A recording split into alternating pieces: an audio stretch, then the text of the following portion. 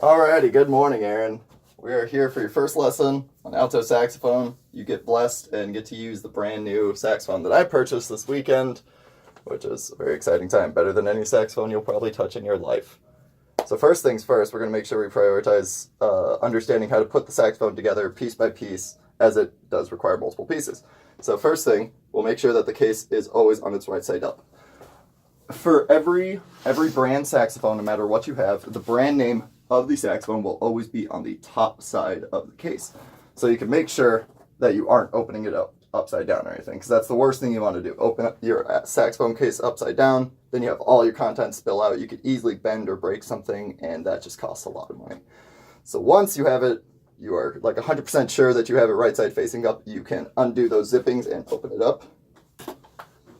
Or zippers, not zippings. Did I do that correctly? Yep, got everything all set up. So before we even touch anything, we're going to make sure we have an understanding of all the parts we're going to need. So first things first, I want you to put this neck strap on. This is how we are going to be carrying our saxophone without having to have your hands directly on it the entire time. You can just put it does not matter particularly which end. I always say the Rico end forward, but not every neck strap is going to be exactly the same like this. So once you have that on, you can kind of become a professional saxophone player and just forget that you have it on for hours on end, and honestly leave rehearsal with it on all the time. So we'll start understanding a few more parts that we have here. We have my reed case, which will be containing your reeds. This is how you actually will be producing the sound on the saxophone. I'll set one of those aside for you. You got your mouthpiece here. You may notice I have 3 separate mouthpieces in this case, even though 2 of them are actually the same one. We'll be using this one today because this is the one I've used the least, so it'll be the least disgusting for you. I cleaned it out last night too, I promise. Normally, I would wear these little tooth guards that protect your teeth, and honestly just cause a little bit less damage to the inside of your lip. This right here, this is the neck of the saxophone. This is where you're going to be connecting your mouthpiece eventually. And then your neck is the bridge between the mouthpiece and the actual body of the saxophone itself here. So you have all those little pieces there. We will begin putting it together.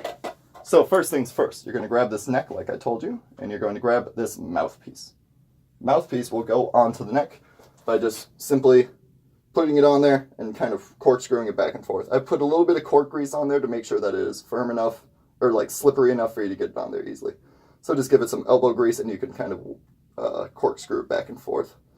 Make sure that you grab it in a way that you're not going to be bending that little key there, because that is easily bendable and it will cause tons of damage, primarily leading you to jumping up an octave higher than you're actually playing.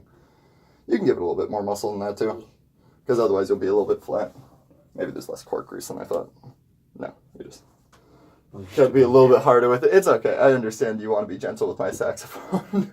So here, as you can see, you got the mouthpiece and the neck all set. If you were to try to make a sound on that right now, there would be nothing coming out other than just your air passing through it, because there is no actual vibration and resonance going on in the saxophone. That is where all tone and all sound quality is coming from, is the vibration of something.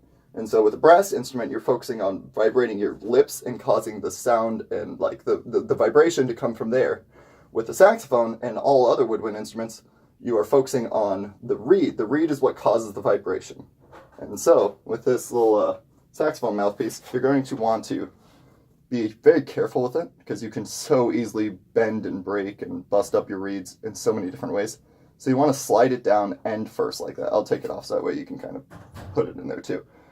And you want it to be where the tip of this is about even with the tip of that once you're done. And then you can kind of screw it into place and let it be nice and sturdy.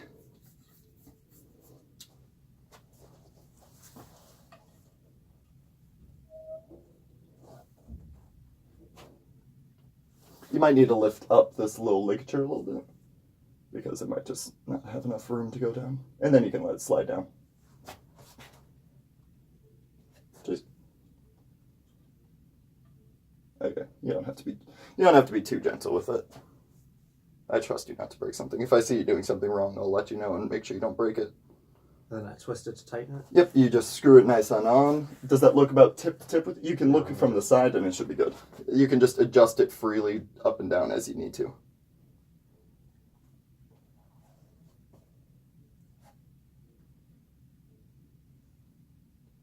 You might also notice that we're putting this on separate from the saxophone. Most people will put the neck on their saxophone first, but by doing it like this, you allow yourself a lot more maneuverability and it makes it easier to kind of see if everything is exactly where it should be. Alrighty, and so once you're done with that, you can just put the neck down somewhere comfortable, probably just in the case for now. And you can pick up the saxophone, but before you even touch it, where do you think you should grab it?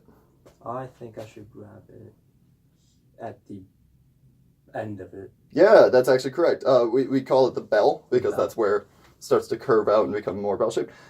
The reason you would grab it there too is A, there's the least amount of moving parts and easily breakable stuff. B, it's just the strongest part of the saxophone in terms of foundational strength. Just it's very reinforced there. And so whenever you grab it, you can just grab it with your right hand then, scoop into that bell, just pick it up nice and easy. Again, you don't need to be so gentle. Trust me, these things can go through a little bit of a tough lick. And then you're going to look on the back for this little hole right here, and you will clip in your neck strap right there. And so you can hold it between your legs a little bit too to make yourself, give yourself that added stability. Just make sure you aren't pinching, because again, you can so easily bend or break something. Alrighty, once it's nice and hooked in, you can start to adjust the neck strap too, pull it up so that way it's actually kind of holding the weight a little bit. I'd recommend grabbing from here as well with your other hand. And say it with the two hands. Yeah. You just pull it up and adjust. And now we'll hold the saxophone to the side real quick like this. As you would see in like what it looks like for parade people. Here, let me actually put through where your hand should be placed as well. For your right hand, you want your right hand on the bottom, and it'll hook through, your thumb will hook through that little curved aperture there that you can kind of hook onto. And then your pointer, middle, and ring finger will go onto these pearled keys here. Pointer, middle, ring, and then your pinky will go onto those two bottom little spatula keys, as we call them, because they're very flat and spatula. So that'll be your right pinky keys, those two. They'll have different identifications as we go on later.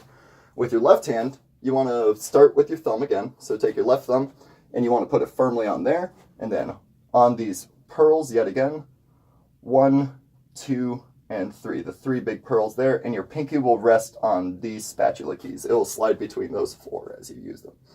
You want to make sure you're keeping your hands nice. You have the benefit of having larger hands like me as well, and so you can keep them nice and curved like this without having to worry about pressing additional keys. Because that's the worst thing when you're playing saxophone, is you think you have everything figured out, but you hear the sound come out, and it's just nowhere near what you thought it'd be. 9 times out of 10, it's that you're accidentally pressing a palm key that you don't realize. But that's more often an issue for younger students, not necessarily college students like us with larger hands. So yeah, you have the saxophone already then. You can now attach the neck. The neck will slide in right through here. This new saxophone, I'll do it because this new saxophone is weird and does require a little bit of extra oomph into putting it in. You have to just find it at the right angle. And so in case something were to go wrong, I wouldn't want to blame you for that. And then once it's nice and set in, there's a screw that you can use right here. Keep it nice and tight from adjusting too much. You want to keep this kind of bracket nice and aligned with what we call the octave key, which will link all the way down there, and you'll also be hitting that with your thumb, so you want to keep that prepared. Alrighty. That's basically the setting up the saxophone without having a single tone quality, or without actually making a single note. That is the whole process you would go through. Now we can honestly put the saxophone down. So you can kind of just lay it off to your left side. Here, pick it up with the right end like this, and left end there. This is just your casual resting position as a saxophone. You can lower the neck strap too, so that way it's not, dragging your neck down the entire way. But this is where we'll just casually have saxophones rest whenever you're not playing, more often than not. So, to form an embouchure is incredibly important whenever you're playing the saxophone, as you need to have everything very solidly set for the tone to come out as you want it to be. So for starters, how we always envision it, I'll show you this little drawing, even though it might not show up too well, or I can show it to the video as well, but I'll show you this simple little drawing in terms of how to envision your embouchure.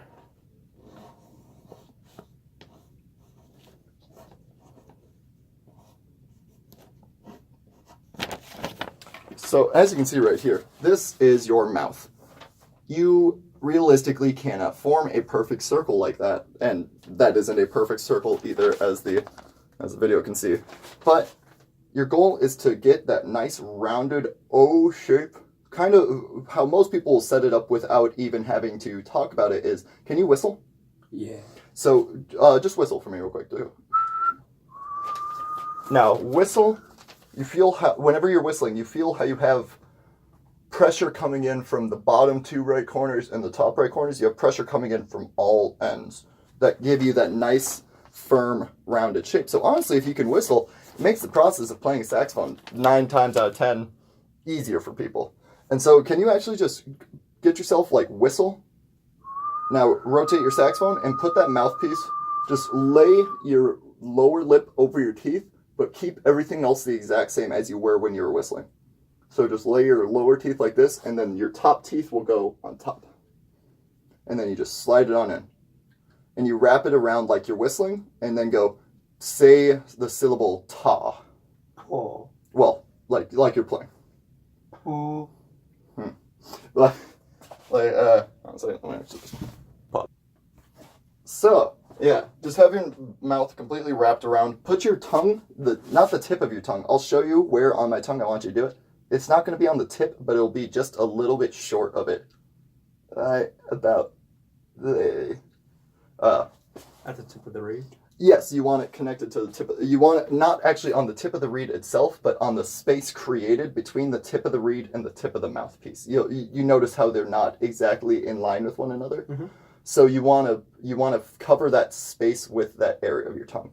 And so you start with your tongue in that space, and then you go ta with air pressure, like you're pushing air through from your diaphragm. You're using a nice full sound entirely through it, and you want to have your tongue raised in the back of your mouth like you're going he. And so if your tone quality sounds a little bit flat, I'll have you correct it with that.